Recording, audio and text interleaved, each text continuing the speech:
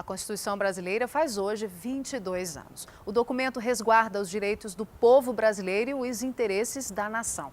Ao longo dos anos foi sendo modificada com várias emendas, mas a ideia de preservar a vontade popular ainda permanece.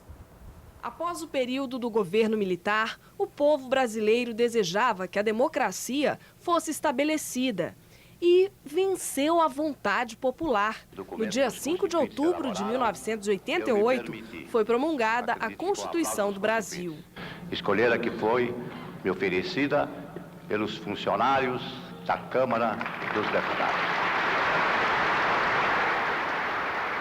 Ficou conhecida como Constituição Cidadã, por assegurar direitos ao povo, entre eles saúde, educação, trabalho.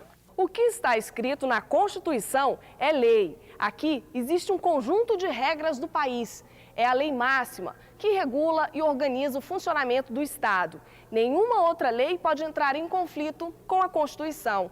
Mas ao longo dos anos, ela recebeu emendas constitucionais, ou seja, o texto da Carta Magna foi modificado. Isso só pôde acontecer porque os textos foram aprovados pela Câmara dos Deputados e pelo Senado Federal. Essas alterações ocorreram para que a Constituição se atualizasse. Durante esses 22 anos, já são 72 emendas. A sociedade também participa. O Ficha Limpa, por exemplo, foi um projeto de iniciativa popular.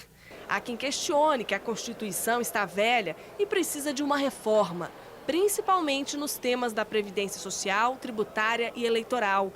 Essa discussão é ampla, sinal de que a Constituição brasileira precisa ser aprimorada de tempos em tempos. Até um certo ponto, emendas constitucionais podem ser necessárias para redesenhar um pacto político, mas em outros momentos elas não fazem mais do que desgastar o próprio sentido da Constituição.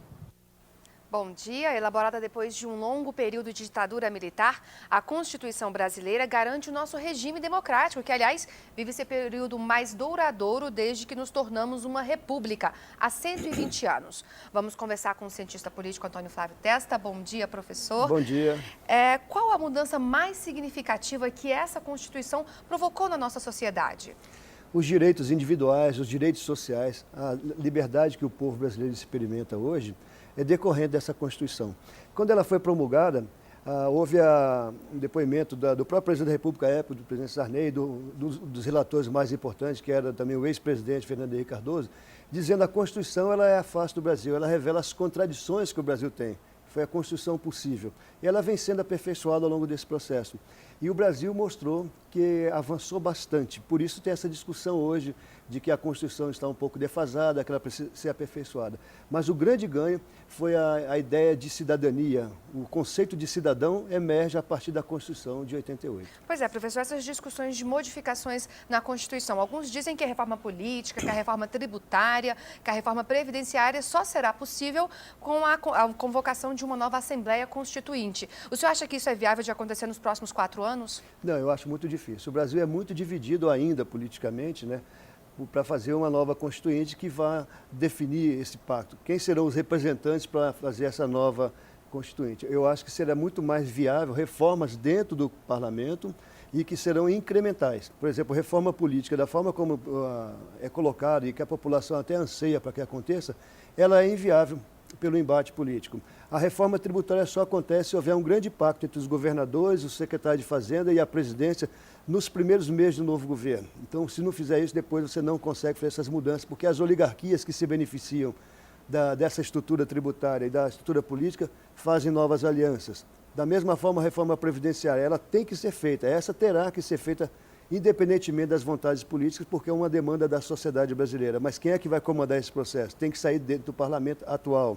A reforma trabalhista, você tem que fazer um grande pacto com a justiça trabalhista no Brasil para poder viabilizar a inserção de milhões de brasileiros a uma nova lógica produtiva. Tudo isso aí tem que acontecer dentro do parlamento. O grande problema é que estão no parlamento pessoas que não querem mudar essa regra. Bom, professor, a Constituição ela garante o nosso regime democrático. E a gente teve eleições aí no domingo, que reforçou mais uma vez a nossa tendência democrática, de uma sociedade democrática, aberta. O senhor acredita que há espaço daqui para frente para um novo golpe, para uma mudança de regime que cerceie os nossos direitos enquanto cidadãos?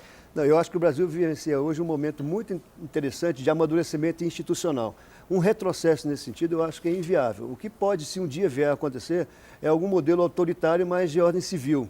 E eu creio que a sociedade brasileira não aceitará de forma alguma isso, porque as instituições estão muito amadurecidas, a consciência política do brasileiro é crescente, basta nós analisarmos hoje o desempenho do eleitorado nas eleições da semana passada. O Brasil se dividiu, né? Não há mais aquele pensamento único, aquela ideia de que a vontade do líder vai ser imposta para toda a população brasileira. Isso não acontece. Não podemos subestimar a inteligência do eleitorado brasileiro.